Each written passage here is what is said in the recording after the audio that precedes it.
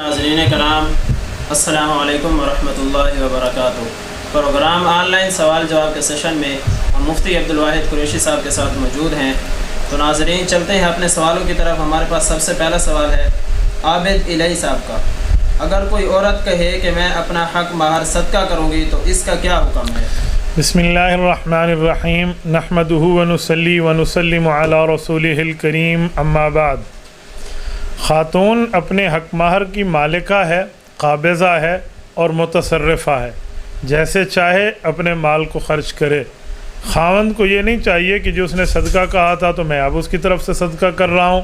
خاوند کو چاہیے وہ اپنا طور پر حق ادا کرتے ہوئے مکمل کا مکمل حق مہر اپنی بیوی کی ہاتھ کی ہتھیلی پہ رکھ دے، اسے بتائے اسے ضائع کر یا اسے کام میں لا، سیاہ سفید کی تو ہی مالکہ ہے، ہم تم سے کچھ نہیں پوچھیں گے، یہ آپ کا حق ہے، آپ لے لیجئے۔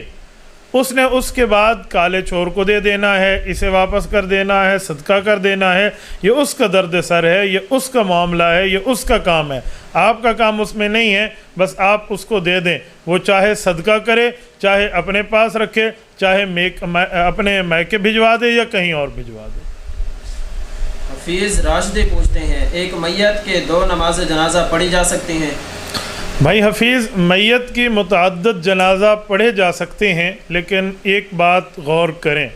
نمبر 1، بنیاد میں یہ دیکھیں کہ جو جنازہ پڑھا جا رہا ہے اس کے وارثین شریک نہ ہوں۔ پہلوں جنازوں میں چاہے 1 ہے چاہے 10 پڑھے گئے ہیں، وہ وارثین شریک نہ ہوں۔ اگر ورثاء جنازے میں جو اس کے شرعی ورثاء کہلاتے ہیں، اس کے حصوں کے حقدار وراثت والے، اگر وہ جنازے میں شریک ہو گئے ہیں یا امام وقت شریک ہو گیا ہے، یعنی سلطان اور حکمران وقت عادل اور مسلم حکمران، تو بھی اس کے بعد جنازہ نہیں ہو سکتا، اور وارث شریک ہو گئے ہیں تو بھی دوبارہ جنازہ نہیں ہو سکتا۔ لیکن اگر وارث بھی شریک نہیں ہوئے، امام وقت بھی شریک نہیں ہوا، اس کے متعدد جنازے پڑھے جا سکتے ہیں۔ ورثاء کو چاہیے کہ سب سے آخری جنازے میں شرکت فرمائیں، اس کے بعد اس کو دفنا دیا جائے۔ احمد خان قائد ملت اسلامیہ حضرت مولانا مفتی محمود نور اللہ مرکزہ کے ساتھ یہی فضیلتوں کا معاملہ پیش ہوا ہے۔ حضرت قائد ملت اسلامیہ کی وفات 1980 میں بنوری ٹاؤن میں ہوئی ہے، کراچی کے اندر، اور وہاں سے لے کر یہاں ڈیرہ اسماعیل خان تک ورثاء نے جنازہ نہیں پڑھا۔ وہاں جنازہ ہوا، ملتان میں جنازہ ہوا، پھر راستے میں ہوتے آئے، اور اس کے بعد ڈی خان میں جنازہ ہوا۔ حضرت قائد ملت اسلامیہ کے فرزند ارجمند قائد ابن قائد حضرت مولانا فضل الرحمان دامت برکاتہم نے آخری جنازہ پڑھایا، تمام ورثاء نے ٹھہر کے جنازہ پڑھا، اور اس کے بعد ان کو دفنا دیا گیا ہے۔ آج بھی عبدالخیل ضلع ڈیرہ اسماعیل خان میں مرکز محمود موجود ہے۔ تو اس سے خود اندازہ لگائیں کہ ہمارے اکابرین کی ترتیب ہے یہی کہ ورثاء آخر میں جنازہ پڑھتے ہیں، اور یہ اسلامی نقطہ نظر بھی ہے اور شرعی نقطہ نظر بھی ہے۔ محمد خان پوچھتے ہیں بعض لوگ کہتے ہیں کہ بہن یا بیٹی کی شادی کے بعد اس کے گھر کھانا پینا نہیں چاہیے، اس کی رہنمائی فرما دیں۔ میرے خیال میں اس کی اسلامی کوئی حیثیت نہیں ہے کہ میں نے اپنی بہن یا اپنی بیٹی کی شادی کر لی ہے تو ان کے گھر میرے لیے کھانا کھانا حرام ہو گیا، ایسی بات نہیں ہے۔ آپ حلال کھانے کو کیوں خواہ سے حرام کر رہے ہیں؟ حلال چیز کو حرام کرنے کا اختیار میرے اللہ کو ہے۔ اللہ جسے چاہے حلال کرے، جسے چاہے حرام کرے۔ ایک موقع پہ سرکار رسالت مآب صلی اللہ علیہ وسلم نے ایک چیز کو اپنے اوپر منع فرمایا تو رب العزت نے آیت اتار دی، یا ایھا النبی لما تحرم ما احل اللہ لک، اے پیغمبر صلی اللہ علیہ وسلم جو اللہ نے حلال فرمایا آپ اس کو حلال رکھیے۔ تو اس سے اندازہ لگا لیں آپ اس چیز کو حرام کیوں قرار دے رہے ہو جس چیز کو اللہ نے حلال قرار دیا ہے۔ اپنی بہن کے گھر میں، اپنی بیٹی کے گھر میں جا کر کھانا کھا لیا جائے اگر، تو یہ حرام نہیں ہوتا۔ آپ کہیں میرے مزاج کے خلاف ہے، یہ اور بات ہے۔ تو مزاج کے خلاف ہونے کو شریعت کے خلاف ہونے کا فرق محلوظ خاطر رکھا کریں۔ کھانا کھانا فی نفسی جائز ہے، کوئی حرام نہیں ہے۔ عادل ریاض پوچھتے ہیں میں یونیورسٹی کا طالب علم ہوں، پینٹ شرٹ پہنتا ہوں اور شرٹ پر کسی جانور کی تصویر بنی ہوئی ہے، تو اس حالت میں ہم نماز پڑھتے ہیں، کیا نماز ہو جائے گی؟ بیٹا تصویر میں اگر اس کا چہرہ ظاہر ہو رہا ہے تو بالکل آپ کی نماز نہیں ہوگی۔ آپ اپنی نماز کا اعادہ فرمائیں، دوبارہ لوٹائیں، آپ کو ایسے نہیں کرنا چاہیے۔ اور مناسب یہ ہے کہ آپ شرٹ تبدیل کر لیں تو بہت بہتر ہے، اور اگر آپ شرٹ تبدیل نہیں کر سکتے اور اس کے چہرہ بھی موجود ہے، آپ نے وہی رکھنی ہے. مثال اسکول کا کوئی مونوگرام ہے، کوئی لوگو ہے، کوئی حساب کتاب ہے، تو آپ اس پر کشیدہ کاری کرا لیں، اس کے چہرے کے اوپر، اس کی آنکھوں کے اوپر، آنکھ کان ناک منہ کے اوپر، تاکہ اس کے چہرہ واضح نظر نہ آئے. باقیوں میں کوئی نہ کوئی گنجائش مل جائے گی، لیکن بہتر یہ ہے کہ آپ شرٹ کو چینج کریں تاکہ اس طرح کی کراہتوں سے بھی آپ بچ جائیں. شکیل احمد پوچھتے ہیں میت کے فوت شدہ نمازوں اور روزوں کا اگر علم نہ ہو اور میت نے فدیہ دینے کی وصیت نہ کی ہو اور اس کی اولاد فدیہ دینا چاہتی ہو تو کس طرح ادا کریں گے؟ سارے ورثاء حصہ تقسیم کرنے کے بعد اپنی اپنی طرف سے نمازوں کا اندازہ لگا کر تقسیم کر لیں. مثلاً ہمارے والد محترم کی بھئی 1 سال کی نمازیں رہ گئی ہیں، جی 2 سال کی، 1 سال کی نمازیں ہیں، اب 365 دن کی نمازیں ہیں، ایک دن میں 6 نمازیں ہیں. آپ 6 نمازوں کو 365 کے ساتھ ضرب دیں، کیونکہ وطر علیحدہ نماز شمار ہوگی، 5 فرض اور 6 وطر، تو یہ میرے خیال میں 2190 کے لگ بھگ جا کر نمازیں بنیں گی. تو ایک بیٹا کہے بھئی اتنے میں دوں گا، اتنے عرصے کے تو دے گا، اتنے سب کو دے دینا چاہیے، لیکن ان پر لازم نہیں ہے، واجب نہیں ہے، ضروری نہیں ہے، فرض نہیں ہے. یہ اپنی طرف سے ادا کریں، اپنے باپ کی قبر کو چھڑوائیں، ان کے لیے بہت بہتر ہے. اسباب کا کام ہے، ایک اچھا کام ہے، ایک احسان کا کام ہے. اصل احسان تو ہوتا ہی وفات کے بعد ہے. بندہ زندگی میں تو قدر کرتے ہیں، جی میرا دوست ہے، جی میرا فرینڈ ہے، جی میرا چاچو ہے، جی میرا ماموں ہے، یہ میرا جاننے والا ہے، اس سے میرے تعلقات ہیں، لیکن اصل تعلق تو وفات کے بعد ہوتا ہے. میرے دوست فوت ہو گئے، میں ان کے بچوں کے ساتھ مخلص ہوں، ان کے گھر والوں کے ساتھ مخلص ہوں، ان کو راشن پہنچاتا ہوں. میرے استاد محترم فوت ہو گئے، میں ان کی اہلیہ کی جو ہے نا کیا کہتے ہیں امداد کے لیے ان کے گھر راشن پہنچاتا ہوں، ان کے بچوں کو جا کر دیتا ہوں، ان کی دیکھ بھال کرتا ہوں. میرے شیخ فوت ہو گئے، میں ان کے ساتھ وفات کے بعد بھی تعلق رکھتا ہوں، پڑھ کے ان کو ایصال ثواب کرتا ہوں، اور ان کے جو ہے نا اہل و عیال کو جا کر میں کوئی تعاون، کوئی سر پہ ہاتھ رکھ کے کوئی سرپرستی کرتا ہوں. یہ تو بہت اچھی بات ہے، اصل ہے ہی تعلق بعد میں. تو ان بیٹوں کو چاہیے کہ باپ کے ساتھ یہ تعلق رکھیں، بہت مناسب ہے. اللہ نہ کرے کل ان سے کوئی کمی بیشی ہوگی تو ان کی اولاد بھی ان کے ساتھ تعاون کا سلسلہ یہ جاری رکھے گی. ورنہ انہوں نے باپ کے ساتھ اچھائی نہ کی تو ہماری میٹھی اور پیاری زبان سریکی میں کہتے ہیں ارسی کرسی تے کاندھے ایرے تے ٹرسی. اس کا مطلب اگر تم نے جیسا کیا، جیسے کرو گے ویسے بھرو گے، جیسے کرنی ویسے بھرنی، تو اسی طرح معاملہ چلے گا. انہیں چاہیے یہ کہ مناسب طریقے سے چلیں تاکہ ان کے ساتھ بھی مناسب طریقے سے چلا جائے. رحمت حسین پوچھتے ہیں کلونجی کا صحیح استعمال بتا دیں. حکیموں سے رابطہ فرمائیں. محمد اشرف بٹ پوچھتے ہیں سری نماز میں سورۃ فاتحہ پڑھنا کیسا ہے؟ محمد اشرف بٹ بھائی ایک بات ذہن میں رکھیں، نماز میں مقتدی کے اوپر قرات کرنا نہیں ہے. امام پڑھے گا، وہ سری ہو یا وہ جہری نماز ہو، یعنی صبح مغرب عشاء ہو یا ظہر عصر اور جمعہ ہو، وہ امام ہی پڑھے گا. من کان لہو امام فقراۃ الامام لہو قراءۃ شرح معنی الاثار میں حدیث پاک صحیح حدیث موجود ہے. اللہ کے رسول نے فرمایا اگر امام موجود ہے، آپ باجماعت پڑھ رہے ہو تو امام کا پڑھنا آپ کا پڑھنا ہے. صحیح مسلم جلد اول صفحہ 178 پہ موجود ہے. رسول اللہ صلی اللہ علیہ وسلم کی صحیح حدیث ہے وَإِذَا قَرَأَ فَأَنصِتُوا، امام پڑھے مقتدی چپ رہے.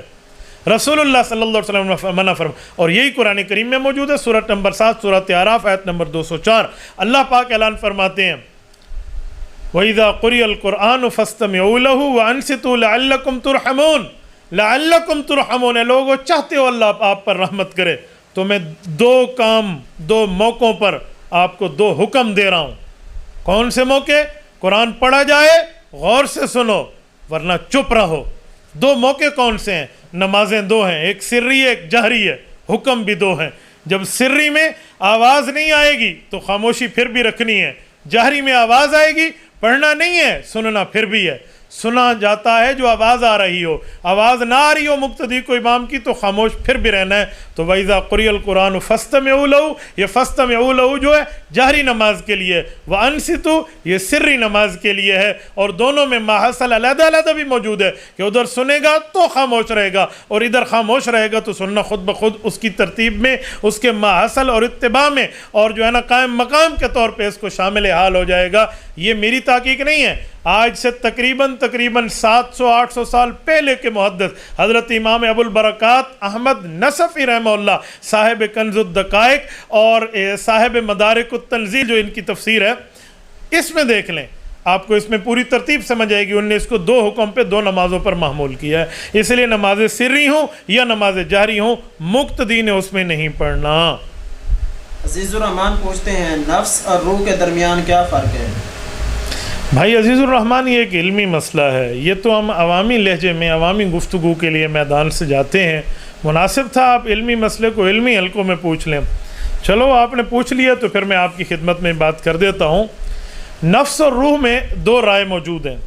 ہمارے حضرات میں کچھ لوگوں نے اس میں فرق کیا ہے کہ نفس الگ ہے اور روح الگ ہے، اور نفس اور روح میں علیحدہ علیحدہ، جیسے امام ابو القاسم قشیری رحمہ اللہ یا حضرت مولانا ادریس کاندھلوی رحمہ اللہ، ان حضرات کی تحقیقات میں نفس اور روح علیحدہ علیحدہ ہے.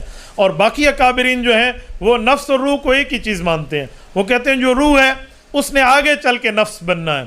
قرآن کریم میں سورۃ بنی اسرائیل کی آیت نمبر 85 ہے غالباً، اللہ رب العزت ارشاد فرماتے ہیں وَيَسْأَلُونَكَ عَنِ الرُّوحِ قُلِ الرُّوحُ مِنْ أَمْرِ رَبِّي وَمَا أُوتِيتُم مِّنَ الْعِلْمِ إِلَّا قَلِيلًا. کہ لوگوں نے آپ سے پوچھا ہے روح کسے کہتے ہیں، آپ کہہ دیں روح امر ربی کا نام ہے، حکم ربی کا نام ہے. تمہیں اس بارے میں ایک تھوڑا علم دے دیا گیا ہے، تھوڑی معلومات، یہ قرآن کریم نے بتایا. تو روح کو یہ بنیاد ہے. اچھا روح کیا ہے؟ جس کی بنیاد پہ بندے کے جسم میں بچپن ہے، لڑکپن ہے، جوانی ہے، بڑھاپا ہے، بیماری ہے، صحت ہے، دیکھنا ہے، سننا ہے، یہ روح اور روح کے تعلق سے موجود رہتا ہے. وہ یہ سے روح کہتے ہیں. اور جو نفس ہے، نفس نے پھر آگے ترقی کر کے آنے ہیں، یا افعال ذمیمہ یا افعال اچھے یا برے، وہ اچھے ہوں یا برے ہوں، افعال مدح ہو یا افعال ذم ہوں، اچھے یا برے کام کی بنیاد پہ نفس بنتا ہے. کوئی نفس امارہ ہے، بہت بے ایمان نفس ہے. قرآن کریم میں ہے وَمَا أُبَرِّئُ نَفْسِي إِنَّ النَّفْسَ لَأَمَّارَةٌ بِالسُّوءِ، تو یہ بہت برا ہے. اور باقی نفس لوامہ ہے. نفس لوامہ جو ہے یہ وہ ہے گناہ ہو جائے تو یا اللہ میں نے توبہ کرتا ہوں تو معاف ہو جاتا ہے، یہ جنتی ہے، وہ جانمی ہے، وہ اکڑ جاتا ہے نفس امارہ. اور ایک نفس مطمئنہ ہے، یا ایتھا النفس المطمئنہ ارجعی الی ربک راضیۃ مرضیہ فادخلی فی عبادی وادخلی جنتی. یہ انبیاء کا نفس بھی اس میں مراد ہے، یعنی ان کی روح کے بعد والی ترقیات، یہ نفس کا معنی ہے. تو اس لیے نفس کو برا نہ کہیں. بعض نفس برے ہیں اور بعض نفس بہت اچھے ہیں. تو اس لیے مطمئنہ بھی ہے، لوامہ بھی ہے، امارہ بھی ہے. امارہ نے تو جہنم جانا ہے اور مطمئنہ تو ہے ہی جنتی، اور جو لوامہ ہے یہ گناہ کرے گا اور توبہ کرے گا تو یہ بھی جنتی بن جائے گا.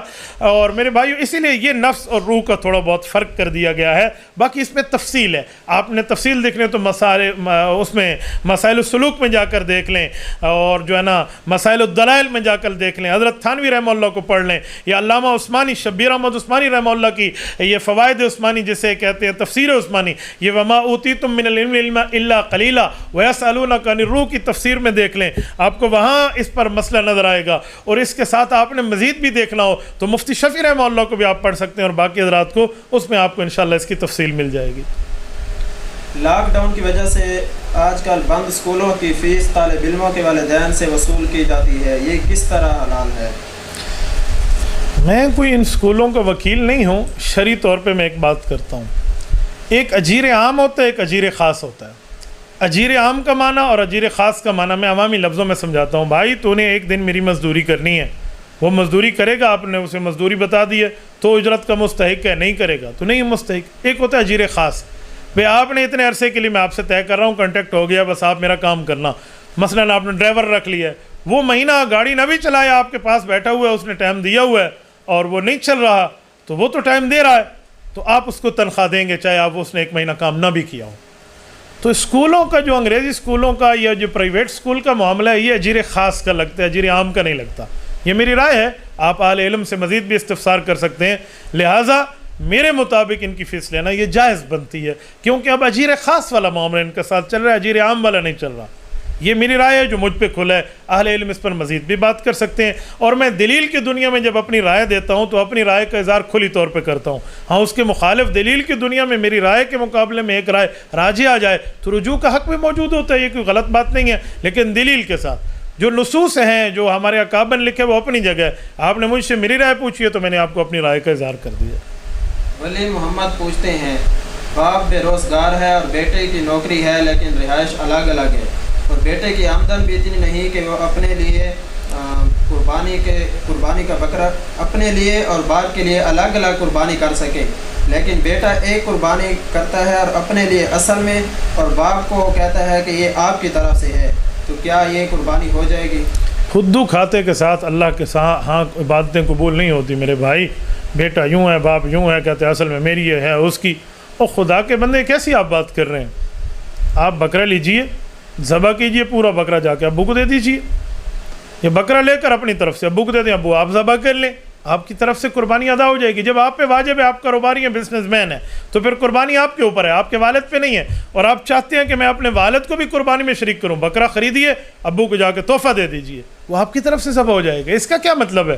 میرے دوست ایک بات ذہن میں رکھو، بعض لوگ یہاں ایک اور معاملہ کرتے ہیں، یہ قربانی تو میرے اوپر فرض ہے لیکن میرے ابو فرض نہیں ہے، ابو ہیں بس میں ان کی طرف سے قربانی کرتا ہوں، اپنی طرف سے نہیں کرتا. یہ غلط ہے، گناہ ہے، آپ خلاف شرع کام کر رہے ہیں. ایک بندے سے میں نے کہا بیٹا آپ پہ تو حج فرض بنتا ہے، آپ کے جو کاروباری معاملے. اس نے مجھ سے زکوٰۃ کا مسئلہ پوچھا، میں سمجھ گیا، کہتے جی میرے اوپر تو حج فرض ہے. میں نے کہا حج کرو. ابھی میرے ماں باپ نے حج نہیں کیا، میں کیسے کروں؟ میں نے کہا خدا کے بندے، حج فرض ہوتا ہے جس پہ اسے کرنا ہے، اس کے ماں باپ نے اگرچہ نہ کیا. نہیں میں اپنے ماں باپ کو پہلے حج کراؤں گا. میں نے کہا تیرے دادے نے حج کیا تھا؟ کہتے جی اس نے تو نہیں کیا تھا. میں نے کہا پھر ماں باپ کو کیوں کرا رہا ہے؟ تیرے باپ کے باپ نے حج نہیں کیا تو تیرے باپ پہ حج کہاں آئے گا؟ وہ تو فوت ہو گئے ہیں. تو میں نے کہا فوت ہو گئے ہیں تو پھر قبر سے اٹھا کے لے جائے گا. وہ سادے بندے، اللہ کے بندے، کیا باتیں کر رہے ہو؟ جس پر فرض ہے وہ ادا کرے گا، جس پہ نہیں ہے اس پہ نہیں ہے. ہاں آپ کو اللہ ہستی دے، آپ اپنے والد کو ویسے لے جائیں، نفلی حج ہو جائے گا ان کا، لیکن جب آپ پہ فرض ہے تو آپ ہی نے کرنا ہے. اسی طرح میرے بھائیوں، قربانی اگر آپ پہ واجب اور فرض ہے تو آپ ہی نے کرنی ہے، آپ نے اس کے اوپر معاملہ نہیں کرنا. لیکن بہتر قربانی یہ ہے کہ آپ غریبوں کو شریک کرنا چاہتے ہیں، بکرا خریدیے اور جا کر تحفہ دے دیجئے، کھائیں گے وہ، ذبح وہ کریں گے، قربانی آپ کی طرف سے ادا ہو جائے گی. زاہد بھائی پوچھتے ہیں عورتیں سامان خریدتے وقت بازار جا سکتی ہیں، پھر مسجد کیوں نہیں جا سکتی؟ آپ کو کس نے کہا کہ عورت سامان خریدتے وقت بازار جا سکتی ہے؟ یہ آپ کو شرعی حکم ملا ہے. قرآن کریم سورت نمبر 33 سورۃ احزاب پارہ نمبر 22 کا صفحہ نمبر 1، اللہ رب العزت ارشاد فرماتے ہیں وَقَرْنَ فِي بُيُوتِكُنَّ وَلَا تَبَرَّجْنَ تَبَرُّجَ الْجَاهِلِيَّةِ الْأُولَىٰ وَأَقِمْنَ الصَّلَاةَ. پوری ترتیب ہے میرے دوستو. اللہ فرماتے ہیں عورتیں گھروں میں بیٹھیں اور جاہلیت کے طریقے پہ، بے پردگی کے عالم میں، مردوں کو دکھلاوے کی نیت سے بازاروں میں نہ جائیں. اور آپ مسجدوں میں آنے کی بات کر رہے ہیں تو مسجد میں خاتون خانہ کو حضرت عائشہ رضی اللہ عنہ فرماتی ہیں کہ اللہ کے رسول صلی اللہ علیہ وسلم آج دنیا میں موجود ہوتے اور حالات کے زمانے کا تغیر اور تبدل نظارہ فرماتے تو حضور علیہ الصلوۃ والسلام منع فرما دیتے کہ آج کے حالات ایسے ہیں، اس لیے منع فرما دیا انہوں نے. تو عورتوں کو تو اسی وجہ سے منع کیا، ورنہ معاملات تو مجھے بتائیں آج بازاروں میں کتنی چھیڑ خانیاں ہیں، روزانہ کی بنیاد پہ کتنی لڑائیاں ہو رہی ہیں. کسی عورت نے ہاتھ میں چپل اٹھا کر دکاندار سے پھٹا کیا ہوا ہے، کسی نے کس کو، کسی نے کیا کیا، کسی نے کیا کیا. یہ سارے حالات آپ یہ چاہتے ہیں نعوذ باللہ یہ مسجد میں شروع ہو جائے؟ کیسی بات کر رہے ہیں میرے بھائی. باقی بازار عورت کا جانا ضروری نہیں ہے، باپردہ جاتی ہے کسی مجبوری میں تو پھر اور بات ہے، لیکن ہر عورت کا جانا ضروری نہیں ہے. آپ کی بیوی ہیں، ان کو چپل چاہیے، آپ 15 چپلوں کو واٹس ایپ کریں، تصویر نکالیں اور اپنی بیوی کو جا کر دکھائیں، ہاں دیکھو ان میں سے آپ کو کون سا سینڈل چاہیے، جو چاہیے آپ لے لے گی. وہ ہماری بھی تو بیوی ہیں، ہماری بھی تو بہنیں ہیں، ہماری بھی امی جان ہیں، وہ تو ایسے نہیں جاتی تھی. اچھے سے اچھا کپڑا ابو نے پہناتے تھے، اللہ ان کی قبروں پہ کروڑوں اربوں رحمتیں نازل فرمائے. اچھے سے اچھی جوتی پہن لیتی تھی. میری ازواج مطہرات بھی تو ایسے ہی ہیں نا جو بیوی ہیں ہماری. تو معاملہ ایسے ہی ہے میری بھائیوں، اس پہ آپ کیا بات کر رہے ہیں؟ تو میں بھی اپنی بیویوں کو یہی دکھاتا ہوں، وہ یہ بھائی یہ دیکھیں یہ آگے ان میں سے کون جی فلان چاہیے. تو پسندیدگی یہ بھی ہے، ہمیں تو وہ کہہ دیتی ہے جو آپ کا پسند ہے وہی میرا پسند ہے. آپ کی بیوی کو آپ کے پسند کے ہوئے جوتے اچھے نہیں لگتے تو آپ کچھ دیکھیں پھر معاملے میں بات کیا کریں. احتشام ساجد پوچھتے ہیں امام اربعہ سے پہلے کس فقہ پر عمل ہوتا تھا؟ ائمہ اربعہ سے پہلے، ائمہ اربعہ سے پہلے کس فقہ پر عمل ہوتا تھا؟ کون ہے اس کا نام کیا ہے؟ احتشام ساجد. احتشام ساجد. یا آپ غیر مقلد ہیں یا غیر مقلدوں سے متاثر ہیں یا غیر مقلدین کی ویڈیوز سنتے ہیں. یہ یاد رکھنا، میرا بڑا اچھی طرح تجربہ ہے. میں آپ کے سوال پہ جانچ پہنچ جاتا ہوں کہ آپ بات کیا کرنا چاہ رہے ہیں. جیسا چہرہ ویسا جواب دینے کی الحمدللہ اللہ پاک نے علماء دیوبند کو یہ ملکہ عطا فرمایا ہے. امام ابن القیم رحمہ اللہ، جنہیں غیر مقلدین بھی اپنا امام مانتے ہیں، ان کی کتاب اٹھائیے اعلام الموقعین عن رب العالمین، اٹھائیے جلد اول اٹھائیے. وہ فرماتے ہیں صحابہ میں 130 صحابہ مجتہدین ہیں، باقی ان کے مسائل کو مانتے تھے اللہ کے رسول صلی اللہ علیہ وسلم کے دنیا میں چلے جانے کے بعد. اس کے بعد بھی تابعین کی بات فرمائی کہ اس طرح بڑے تھے، بندے تھے جو بڑے تھے، وہ مسئلے بتاتے تھے، بعد میں مان لیتے تھے. تو فقہ مدون نہیں ہوئی تھی، یعنی مسئلے موجود تھے، ایک ترتیب سے نہیں لکھے گئے تھے. تو جب مسئلے موجود تھے، امام اعظم ابو حنیفہ رحمہ اللہ نے بعد میں آ کر صحابہ سے پڑھ کے ان مسئلوں کو ایک ترتیب دیا ہے، دنیا نے اس پہ عمل کرنا شروع کر دیا ہے. آپ کو اس پہ یہ اشکال ہے کہ جی کیسے کرتے تھے. میں پوچھتا ہوں، جب صحیح بخاری مرتب نہیں ہوئی تھی تو بخاری شریف کی حدیثیں لوگ کیسے مانتے تھے؟ صحیح مسلم مرتب نہیں ہوئی تھی تو مسلم شریف کی حدیثیں لوگ کیسے مانتے تھے؟ ابن ماجہ، نسائی، سنن صحیح ابن خزیمہ، صحیح ابن حبان اور یہ جامع ترمذی، یہ جو کتابیں تھیں، یہ احادیث کی کتابیں مرتب نہیں تھی تو لوگ کیسے مانتے تھے؟ امام ترمذی تو نہیں آئے تھے. آپ کہیں گے حدیثیں تھیں، امام ترمذی نے بعد میں آ کر مرتب فرمایا. تو میں کہہ رہا ہوں فقہ کے مسئلے تھے، تقلید کا معاملہ موجود تھا، مسائل کا اعتماد موجود تھا، بعد میں اس کو مرتب کیا گیا. فقہ حنفی دراصل فقہ رسول ہے، فقہ صحابہ ہے، فقہ ایمان ہے، فقہ شریعت ہے، فقہ دین ہے، فقہ قرآن اور حدیث ہے. لیکن امام اعظم ابو حنیفہ کی طرف منسوب اس لیے ہے وَأَنزَلْنَا مِنَ السَّمَاءِ مَاءً، آسمان سے پانی اللہ اتار رہے ہیں. نلکے سے نکلے نلکے کا پانی، موٹر سے نکلے موٹر کا پانی، واٹر پمپ سے نکلے واٹر پمپ کا پانی، دریا میں چلے دریا کا پانی، نہر میں آئے نہر کا پانی، سمندر سے لو سمندر کا پانی، کنویں سے نکلے کنویں کا پانی، اور آسمان سے نکلے تو آسمان سے آئے یعنی بادلوں سے آئے تو بارش کا پانی. نام بدل رہے ہیں، کام تو ہے کہ یہ پانی اللہ کا ہے، جو ظاہر کر رہا ہے اس کو نام دیا جا رہا ہے. تو امام اعظم ابو حنیفہ نے اللہ کے رسول کے مسئلے لکھے، صحابہ کرام سے پڑھ کے انہی کے مسائل لکھے، فقہ حنفی مرتب ہو گئی. تو آپ یہ کیسی بات کرتے ہیں؟ تو ائمہ اربعہ سے پہلے اس طرح کا معاملہ چلتا تھا جو میں نے آپ کی خدمت میں رکھ دیا. چودھری فیاض حسین پوچھتے ہیں، مفتی صاحب دنیاوی مقصد کے لیے مثلا مال وغیرہ کے لیے وظیفہ کرنا کیسا ہے؟ چودھری صاحب جائز ہے. آپ وظیفہ پڑھیں گے، اللہ سے مانگیں گے میرے اللہ مجھے دے دے. تہجد کے وقت اعلان ہو رہا ہوتا ہے، حل من مسترزقن حل من مستغفرن، ہے کوئی مجھ سے رزق مانگنے والا، ہے کوئی مجھ سے مغفرت مانگنے والا، ہے کوئی پریشان جو آئے اور آج مجھ سے پریشانی شیئر کر کے مجھ سے بانٹے، مجھ سے دعا مانگے، پریشانی مجھے بتائے، میں اس کی پریشانی کو حل کروں. تو پریشانی کے حل کے لیے آپ وظیفہ پڑھیں، قرآن کریم پڑھیں، آیات پڑھیں، حدیث پڑھیں، دعائیں پڑھیں، مناجات پڑھیں، اللہ رب العزت سے مانگیں. اس پہ کون سا مسئلہ ہے؟ دنیاوی کام ہو یا دینی کام ہو، آپ اس پہ پڑھ سکتے ہیں. جب آپ پڑھیں گے تو پھر ہو جائے گا. حدیث پاک میں حضرت عبداللہ بن مسعود فرماتے ہیں، کان رسول اللہ صلی اللہ علیہ وسلم یعلمنا الاستخارہ کما یعلمنا التشہد او کما قال علیہ السلام.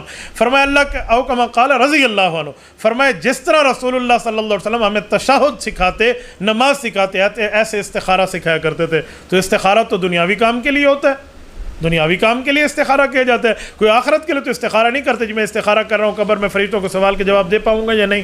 تو دنیاوی کام کے لیے کیا جاتا ہے کہ جی میں یہ کر لوں یہ نہ کر لوں. تو استخارہ بھی تو وظیفہ ہے. تو دنیاوی کام کے لیے وظیفہ کرنا یہ بالکل جائز ہے، شریعت سے ثابت ہے. حافظ عزت گل پوچھتے ہیں، ایک شخص نے پوچھا ہے کہ آپ دورہ حدیث تک مماتیت کے عقائد پر تھے، بعد میں علماء دیوبند کے عقائد اختیار کیے ہیں، کیا یہ صحیح ہے؟ لعنت اللہ علی الکاذبین، ایسی کوئی بات نہیں ہے. یہ 6ٹھی کلاس کی میری بات ہے، پرانی بات ہے. اس وقت تو پڑھنا بھی میں نے شروع نہیں کیا تھا. اور چتروڑی کے ساتھ کی گفتگو اور معاملات میرے یہ انٹرنیٹ پر موجود ہے.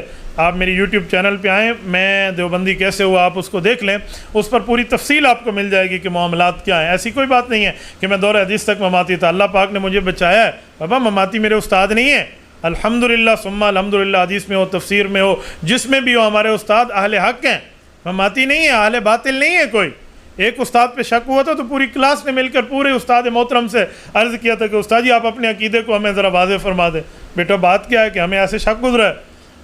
انہوں نے پوری تفصیل دے دی کہ رسول اللہ صلی اللہ علیہ وسلم اپنی قبر میں زندہ ہیں، عند القبر سلام سنتے ہیں، حضور پاک علیہ الصلوۃ والسلام کا پوری تفصیل عقیدہ آیات النبی کی آگے، وہ شک بھی ختم ہو گیا. تو اس میں آپ مماتیت کی بات کیسے کرتے ہیں؟ اور مماتی استادوں سے میں نہیں پڑھا اور نہ پڑھنا چاہتا ہوں، اور اللہ پاک مجھے ان معاملات سے بچائے. میرے دوستوں میں ایک وجہ دیتا ہوں. حکیم الامت حضرت تھانوی رحمۃ اللہ علیہ کی بیعت کرنے کے لیے ایک بہت بڑی شخصیت تشریف لائے.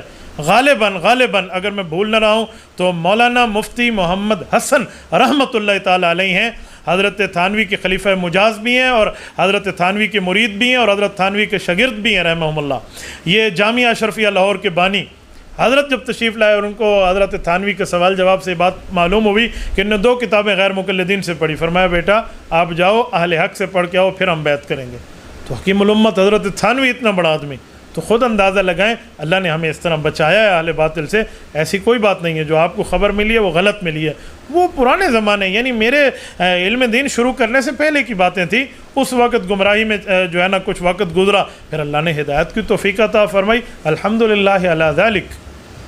رانا وسیم پوچھتے ہیں حضرت جی گھوڑے کے متعلق بتا دیں کیا یہ حلال ہے یا حرام؟ اگر حلال ہے تو کیا اس کی قربانی کر سکتے ہیں؟ رانا جی ایک بات ذہن میں رکھیں, گھوڑے کے گوشت کھانے کو اللہ کے رسول صلی اللہ علیہ وسلم نے منع فرمایا. اعلیٰ تقلیل جہاد لازم آتا ہے, اس وجہ سے اس کو نہیں کھایا جاتا, اس کو مکروہ کے درجے میں کہا گیا, تو اس کی قربانی جائز نہیں ہے. سنن نبی داؤد کتاب الذبائح میں یہ بات موجود ہے. اس طرح سنن ابن ماجہ کتاب الذبائح میں موجود ہے, اور کتاب الاطعمہ میں موجود ہے, باب لحوم الخیل کے تحت سنن نبی داؤد میں, اور یہی نسائی کبریٰ میں ہے, سنن الکبریٰ نسائی میں, اور مسند الشامین کے نام سے مسند احمد میں بھی یہ روایت موجود ہے. حدیث پاک سیدنا خالد ابن ولید رضی اللہ عنہ سے مروی ہے, نہا رسول اللہ صلی اللہ علیہ وسلم عن اکل لحوم الخیل والبغال والحمیر او کما قال علیہ السلام.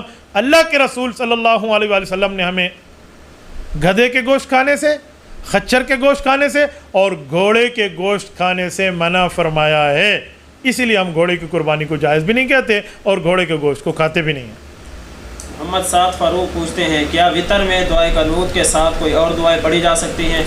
بیٹا آپ جتنی دعائیں پڑھیں آپ کی مرضی. مسنون یہی ہے دعائے قنوت جو ہم نے آپ کی خدمت میں عرض کر دی ہے, حوالے کے ساتھ انشاءاللہ میں یہاں لگوا دوں گا, آپ اس کو دیکھ لینا. یہی دعائے قنوت ہے, اللہم انا نستعینک ونستغفرک ونؤمن بک ونتوکل علیک ونثنی علیک الخیر. یہ پوری ترتیب الی آخر ہی آپ اس کو چل کے دیکھ لیں. مسنون یہ ہے. آپ کچھ اور ملانا چاہیں تو آپ کی مرضی ہے, میں مسنون طرز کی بات کر رہا ہوں جو سنت میں نے آپ کو بتا دی ہے. عزیز الحق پوچھتے ہیں میں نے ایک عالم سے سنا ہے کہ جو والدین اپنی بیٹی کی شادی بغیر کسی عذر کے نہیں کرتے ان کے والدین کو دوران حیض اتنا گناہ ملتا ہے جتنا کہ ایک پیغمبر کا قتل کرنا ہے.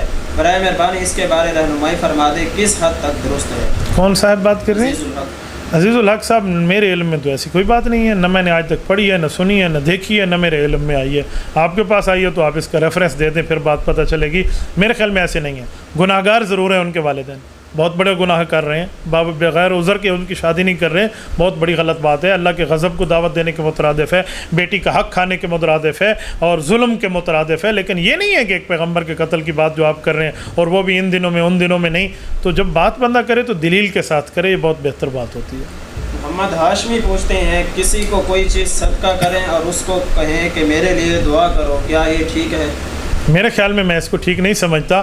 آپ صدقہ کر رہے ہیں اللہ کے لیے تو اس کے بدلے میں دعا کی شرط کیوں لگاتے ہیں؟ جی میرے لیے دعا کیا کرو تب صدقہ دیتا ہوں, ایسی بات ٹھیک نہیں ہے. آپ صدقہ دے دیں, وہ چاہے تو دعا کرے چاہے تو نہ کرے. اس میں بلکہ آپ کو اس کا تھینک فل ہونا چاہیے کہ شکر ہے اس نے میرے صدقے کی رقم قبول کی ہے. آپ کو اس کا شکر گزار ہونا چاہیے. آپ الٹا بڑے بن کے صدقہ دے رہا ہوں, دعا کیا کرو, دعا یہ کیا مطلب ہے؟ دعا کیا کرو چھوڑیے, دعا لیا کرو. دعا کرانے اور دعا لینے میں بڑا فرق ہے. دعا کرانے کا معنی حضرت دعا کرو دعا کرو دعا, دعا لینے کا معنی یہ ہے ان کے ساتھ اتنی اچھائی کرو کہ اس کے دل سے خود دعا نکلے. جزاکم اللہ تعالی وآخر دعوانا ان الحمد للہ رب العالمین.